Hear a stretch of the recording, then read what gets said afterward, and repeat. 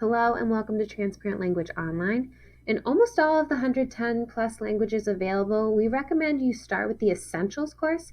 And when you log in, you'll see it's already on your learning path available for you to get started. And what the Essentials course is 11 units of travel and survival basics for beginner learners. So it's covering topics like planning a trip, going out to eat, staying at a hotel, helping you deal with emergencies, helping you get directions, all of the basics you might need if you are traveling to a region that speaks the language.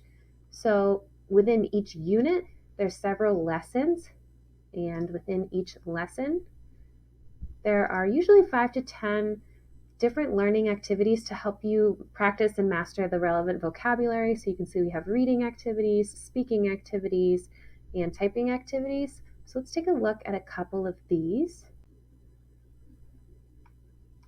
L'essence, la voiture, la station-service,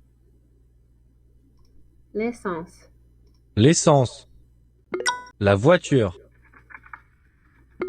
la voiture, The Essentials course typically includes 500 or more common vocabulary words and is intended to take about 25 to 30 hours to complete.